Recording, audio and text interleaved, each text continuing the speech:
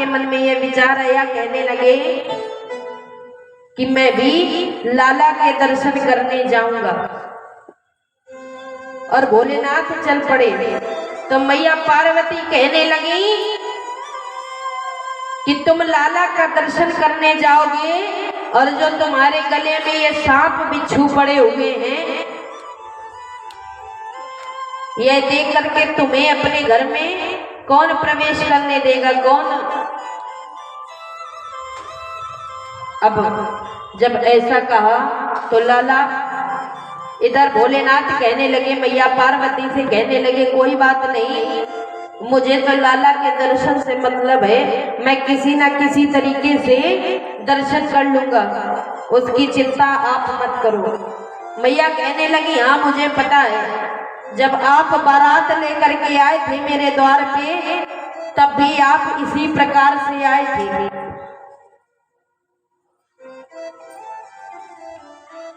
तब भी जब कुछ लोग थे, गण थे जो भोलेनाथ के, उन्होंने कहा था कि आज तो थोड़ा सा ड्रेसअप अपना चेंज कर लीजिए। और जब ऐसा कहा तो भोलेनाथ कहने लगे मैं जैसा हूँ वैसा ही रहूंगा, इसी प्रकार से जाऊंगा, जिसे अपनी पुत्री देनी हो वह दे, जिसे विवाह करना हो वह करे, जिसे नहीं करना है वो ना करे, किंतु मैं जैसा हूँ इसी प्रकार से जाऊंगा। भोलेनाथ जब बारात लेकर के गए तो गणों ने कहा, कहने लगे महाराज एक काम करो। कहने लगे क्या? कहने लगे घोड़े पे सवार हो जाओ।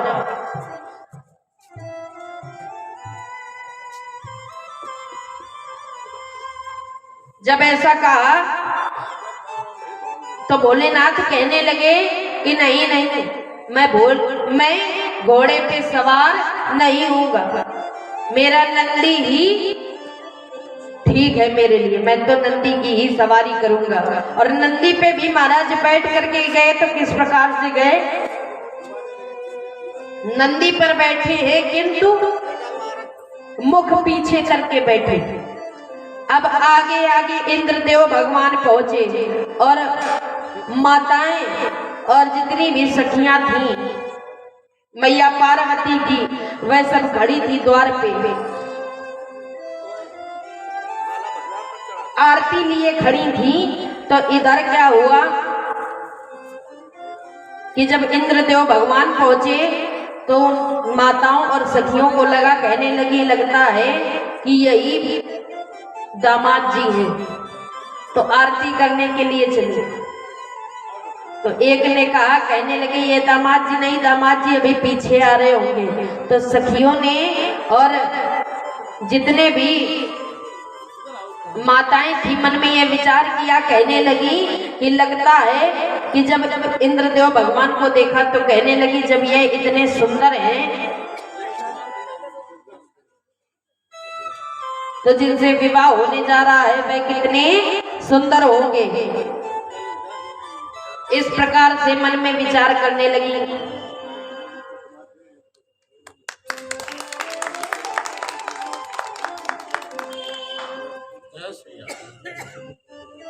दक्षिणा भी दे दीजिए। जय श्री राम, जय श्री राम। Hello hello. इस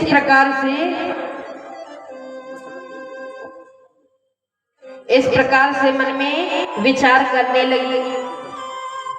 अब इधर क्या हुआ कि जब ऐसा हुआ तो जो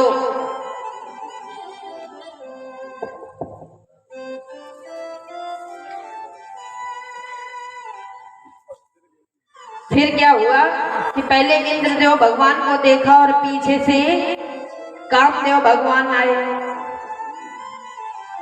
और उनका तो स्वरूप ही अलग था। तो जब उनको देखा तो कहने लगे कि अब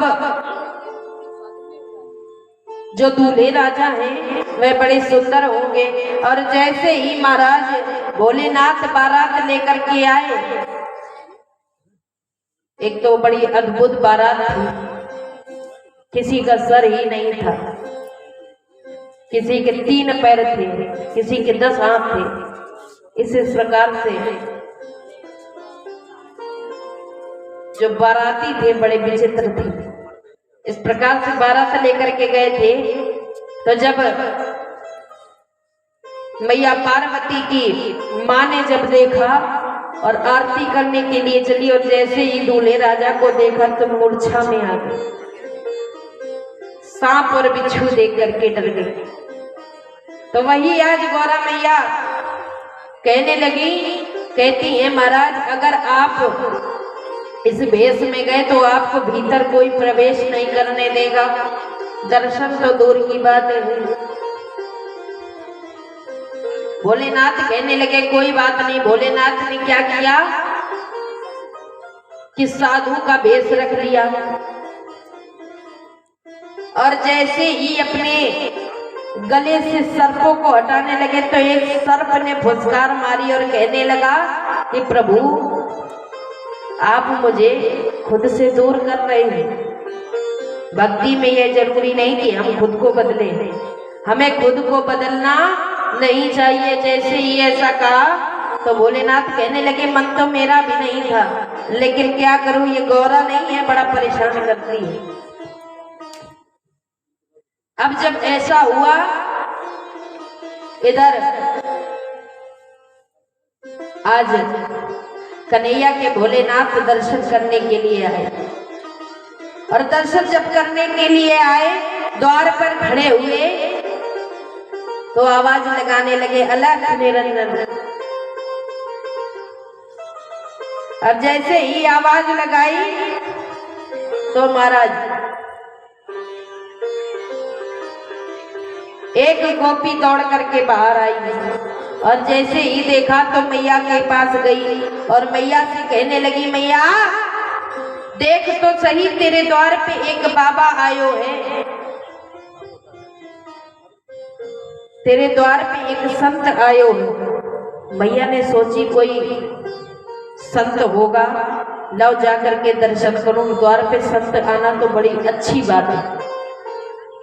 मैया दौड़ करके गई, और जैसे ही मैया ने भोलेनाथ को देखा तो देखते ही डर गई। मैया देखते ही डर गई। भोलेनाथ कहने लगे मैया मैं आपके लाला के दर्शन करने के लिए कैलाश पर्वत से आया हूं, कृपा करके अपने लाला के दर्शन करा दीजिए। मैया कहने लगी अच्छा, अरे मैं 75 वर्ष की वृद्धा माता जब इतना घबरा गई आपके स्वरूप को देख करके, तो मेरा नन्हो सो जो लाला है वो कितना डर जाएगा। भोलेनाथ मुस्कुराने लगे, कहने लगे कि मैया आपको लाला डरेगो नहीं, लाला डरेगा नहीं, अरे वो तो खुद सांपों पे सोता है। कहने लगे एक समय आएगा जब आपका लाला 100 फणों वाले नाग पर नृत्य करेगा। अब महाराज मैया कहने लगी कि अरे मेरा लाला एक ग्वालिन का लाला है, कोई नागिन का थोड़ी ना है जो नागों के साथ में खेलता है। जब ऐसा कहा तो भोलेनाथ कहने लगे किंतु मैया मैं तो दर्शन करके ही जाऊंगा। कहने लगे मैं बड़ा हटीला बाबा हूँ, मैं जब तक दर्शन नहीं कर लूंगा आपके लाला के तब तक द्वार पर ही बैठा रहूंगा, यही समाधि लगा लूंगा। अरे मैया कहने लगी अगर तुम हटीले बाबा हो तो हम तुमसे बड़ी हटीली मैया हैं, जाओ लगा लो समाधि, मुझे फर्क नहीं पड़ता। मैया कहने लगी मुझे तमाम काम है। मैया चली गई अंदर। अब भोलेनाथ बैठ गए समाधि लगा करके और नेत्र बंद करके परमात्मा का ध्यान किया और प्रभु से कहने लगे क्या प्रभु मैं इतनी दूर से आपका दर्शन करने के लिए आया हूँ, कृपा करके कोई ऐसी लीला करिए ताकि मेरे आपके दर्शन मुझे हो सके। जब ऐसा कहा तो लाला मुस्कुराने लगे, कहने लगे, भोलेनाथ से मन ही मन कहने लगे कि अच्छा, अरे कुछ समय बाद आते अगर आप तो मैं चल करके आपको दर्शन दे सकता था। अभी तो मैं इतना छोटा सा हूँ, मैं क्या कर सकता हूँ, सिर्फ रो ही तो सकता हूँ। तो भोलेनाथ कहने लगे कि कोई बात नहीं, एक काम करो, रो ही लो प्रभु। जब ऐसा कहा तो अब इधर लाला ने रुदन शुरू कर दिया, बड़ी जोर जोर से लाला रोने लगे। लाला आज बड़ी जोर जोर से रोने लगे, और जब रोने लगे लाला, मैया अपने कामों में थी तो एक गोपी की आवाज पहुंची कानों में, तो वह गोपी आई और आ करके कहने लगी, मैया तुझे अपने लाला का रुदन नहीं सुनाई दे रहा? अरे अपने लाला को चुप तो करा, देख कहीं भूख तो नहीं लगी। मैया तुरंत झट के गई और जा करके लाला को पलने से उठाया और उठा करके लाला को गोद में लिया और ले करके लाला को दूध इत्यादि दिया, लाला को दूध पान कराया। इसके बाद क्या हुआ, लेकिन लाला रोना बंद नहीं किया। जब लाला रोते रहे तो मैया के मन में विचार आया, मैया कहने लगी, कहाँ बात है, पता नहीं क्यों रो रहा है इतना, समझ नहीं आ रहा। तो गोपी कहने लगी कि मैया ऐसा तो नहीं कि लाला की नजर लग गई हो, जा मैया जा करके अंदर से राई नून ले करके आ, लाला की नजर तो उतार दे। अब मैया ले करके राई नून आई, राई नून आ करके लाला की नजर उतारने लगी और कह रही है क्या,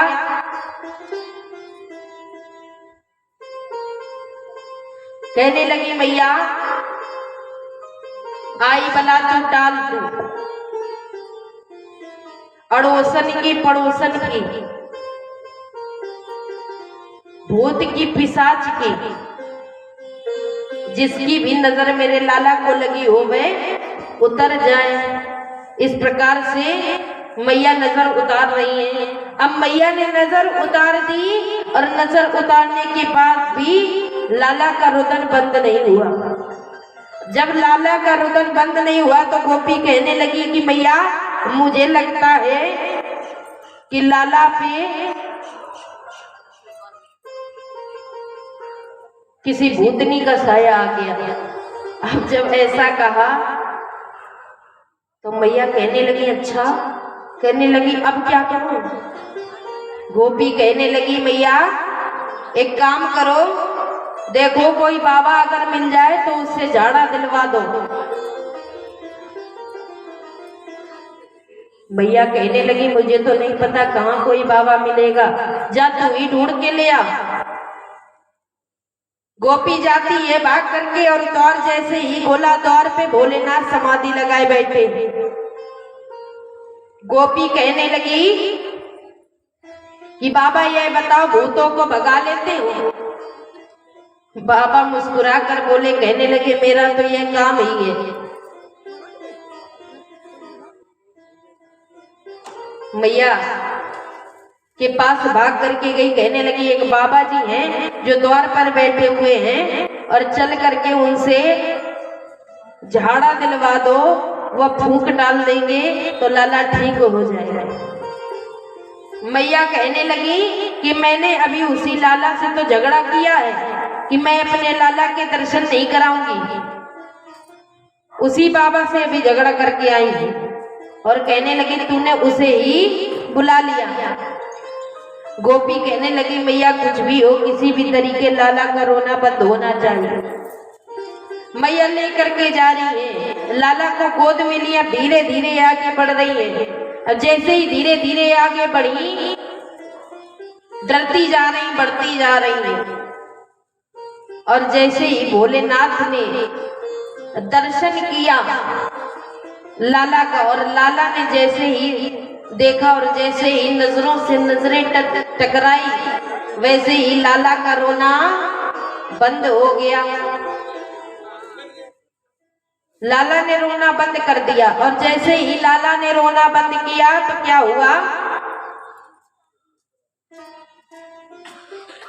कि मैया को लगा कि ये तो लगता है बहुत पहुंचे वाले बाबा हैं, जिनके एकमात्र देखने से ही दूर से इन्होंने ऐसी कोई मंत्र पढ़ दिया जो कि मेरे लाला ने रोना बंद कर दिया। अब मैया थोड़ा सा डर कब हुआ, मैया धीरे धीरे और आगे बढ़ी। अब जब मैया आगे बढ़ी तो मैया कहने लगी, माताओं की एक आदत होती है कि एक काम में 100 काम कराना चाहती है। तो मैया कहने लगी भोलेनाथ से, कहने लगी बाबा मैं चाहती हूँ आप मेरे लाला का हाथ देख लें। भोलेनाथ मुस्कुराने लगे, कहने लगे अच्छा, कहने लगे हाथ तो देखूंगा किंतु आपको लाला को मेरी गोद में देना होगा तो ही मैं लाला का हाथ देखूंगा। जब ऐसा कहा अब महाराज मैया कहने लगी कि लाला को मैं आपको नहीं दे सकती, अगर मैंने आपको लाला को दे दिया तो जो आपकी ये सांप बिच्छू है इनसे मेरा लाला डर जाएगा। मैया ने जब ऐसा कहा भोलेनाथ कहने लगे तो कोई बात नहीं बताता, जब गोद में लाला को दोगी तो ही बताऊंगा। जब ऐसी जिद कर ली मैया ने कहा ठीक है दूंगी तो सही, किंतु अपने ये जो सांपों को है इनको बड़ा संभाल के रखना, मेरा लाला छोटा सा है। गोद में दे दिया लाला को और जैसे ही महाराज गोद में दिया भोलेनाथ की गोद में लाला गए और लाला भोलेनाथ की गोद में जा करके क्रीड़ा करने लगे, मुस्कुराने लगे, खेलने लगे, हाथ पैर चलाने लगे। भोलेनाथ ने देखा और लाला के हाथ की लकीरें देखने लगे, लाला के हाथ देखने लगे तो मैया से कहने लगे आपका जो लाला है बड़ा होकर के बहुत बड़ा राजा बनेगा, बहुत सुंदर सा इसका महल होगा, बड़ा इसके पास ऐश्वर्य होगा। इस प्रकार से बताने लगे। मैया कहने लगी ये फालतू की बातें बाबा जी मत बताओ, काम की बात बताओ। बाबा कहने लगे क्या बताऊं?